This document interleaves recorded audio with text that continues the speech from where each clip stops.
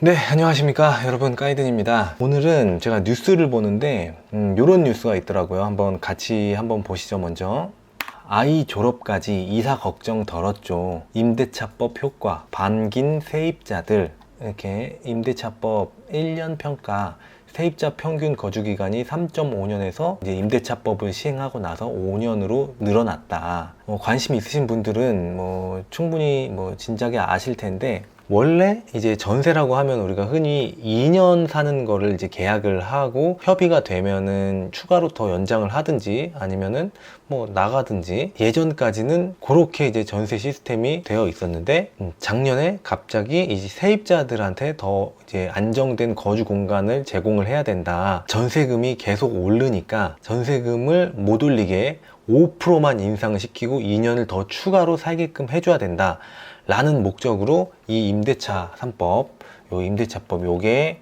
이제 나온 거거든요. 근데 이제 이게 시행한 지 벌써 1년이 됐나 봐요. 아이 졸업까지 이사 걱정 덜었다고. 그래서 이 갱신 요구권, 요 갱신 요구권이 2년이 이제 만기가 될 때쯤에 이제 세입자가 저 2년 더 살게요. 기존의 계약금의 5% 이내에서만 올릴 수 있고 이제 2년을 더 추가로 살게 해주는 그런 제도거든요. 진짜 이게 장난치는 거 같은데, 이게 뭐 하는 건지 모르겠는데, 이런 이제 기사들을 보면 별로 이제 부동산에 관심이 없고 그냥 전세나 이렇게 사시는 분들에게는 이게, 이런 뉴스를 보고서 반가운 뉴스인가 실제로, 아니면은 별로 관심 없는 분들한테도 이거는 진짜 쓰레기 같은 법인가, 저는 일단 그게 궁금합니다.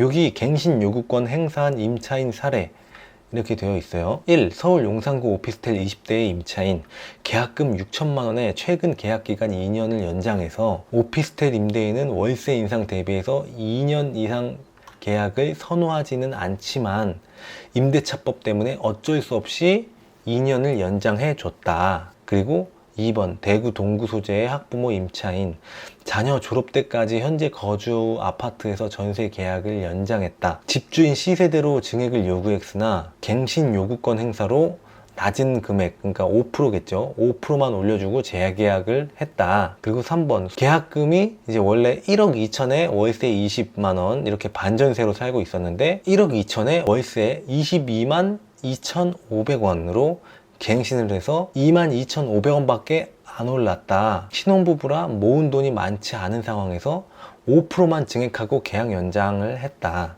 이러한 사례들로 봤을 때 우리가 내놓은 이런 새로운 이제 임대차법이 성공적으로 지금 잘 흘러가고 있다 라고 하고 싶어 하는 것 같아요. 지금 이 부동산 시장에, 이 전세 시장에 조금이라도 관심이 있으신 분들은 이게 진짜 그 악법도 이런 악법이 없다라는 거를 잘 알고 계실 겁니다. 그 이유를 말씀드릴게요. 지금 이렇게 시장에서 전세를 주고 있는 이 집주인들, 즉 임대인들은 크게는 두 가지 분류로 나눌 수가 있겠죠. 첫 번째는 전세를 끼고 내가 차액만 주고 그 집을 사놨다가 나중에 내가 형편이 됐을 때 그때 들어가야지. 그리고 두 번째는 흔히 얘기하는 이 갭 투자, 그러니까 전세입자가 지금 살고 있는데 그 매매값이랑 그 차익을 이용해서 그것만 지불을 하고 내가 이제 내 집으로 만드는 거죠. 이렇게 이제 두 가지가 있는데, 당연히 사람인지라 집 가격이 올라갔으면 좋겠고 전세 가격도 올려서 받을 수 있으면 좋을 거잖아요. 전세금 어차피 나중에 돌려줘야 되는 돈인데 많이 받아서 뭐해 라고 생각하실 수가 있는데, 어차피 전세로 들어올 사람은 계속 있고 전세금은 보통 오르거든요. 이제 집주인은 2년마다 한 번씩 전세금을 올려받아서 그 현금을 또 자기 나름대로 또 활용할 때가 있으니까 그런 계획이 다 있는데, 그런데 이게 사실상 4년으로 바뀌었단 말이죠. 그러면 집주인 입장에서는 2년마다 한 번씩 돈을 받을 걸 4년에 한 번씩 받게 됐으니까 당연히 이제 2년치가 아닌 4년치를 받을 거란 말이죠. 그러니까 당연히 전세가가 폭등을 하게 되는 거고, 이게 전세가만 올라갈 수 있나요? 또 밀어 올려야 될 거 아니에요. 그러니까 또 매매가도 올라가게 되는 거고, 그러면 세입자들은 집 가격 올라간 거 보고 또 현타 오고, 그리고 여기서 끝이 아닙니다.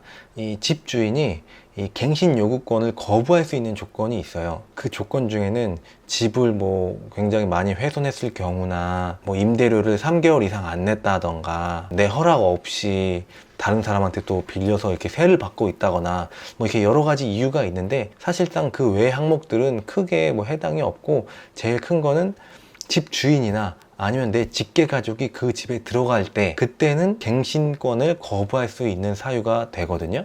이런 부분을 집주인은 만기 2개월에서부터 6개월 안에 고지를 해줘야 된다 라고 명시가 되어 있는데, 사실상 집주인이 돈 빼줄 돈만 있으면 언제든지 쫓아낼 수 있다라는 거거든요. 막말로 전세금 빼주고 나 들어가서 살 거야 하고 전입신고 해놓고 뭐 일주일에 한 두세 번 쓱 갔다가 오고, 사실 이렇게까지 할 필요도 없을 것 같아요. 그냥 나가면 끝일 것 같아요, 솔직히. 왜냐면은 물론 아닌 분들도 있지만 세입자분들이 나가갖고 본인들 일도 바쁘고 뭐하고 한데, 그거 뭐 잠복 근무하면서 거기서 얘가 진짜 사나 안 사나 보고 뭐 소송하고 변호사 선임해서 이렇게 되면은 남는 게 뭐가 있습니까? 아, 남는 건 하나 있기는 하겠네요.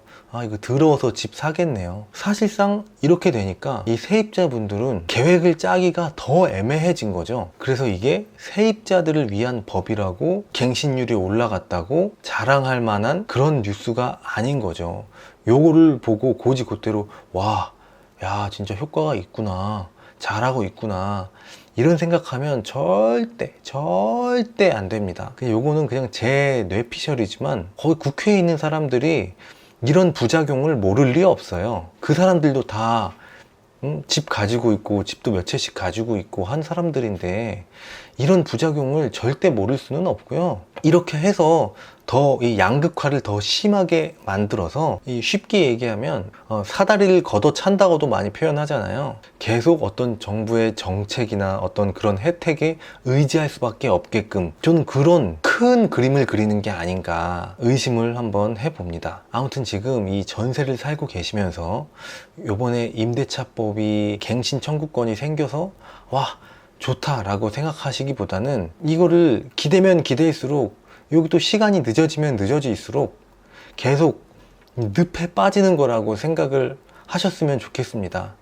왜냐하면 지금 전세 살고 계신 분들도 물론 소수 아닌 분들도 계시겠지만 언젠가는 집을 구매하고 싶은 분들일 거 아니에요. 근데 상대적으로 지금 집값이 조금 비싸다고 생각해서 안 사고 계시는 분들이 많을 것 같은데, 물론 집값이 오를 수도 있고 떨어질 수도 있고 하겠죠. 그 떨어지길 기다리면서 전세를 살고 있는 것은 너무 저는 굉장히 리스크가 크다고 생각합니다. 어떤 유명하신 분이 이런 말을 했잖아요. 개천에서 용 나는 게 굉장히 힘든데 꼭 개천에서 용이 나야 되는 걸까? 그냥 개, 가재, 붕어처럼 그냥 용 될 생각하지 않고 그들만의 세상에서 그냥 행복하게 살면 안 되는 것일까?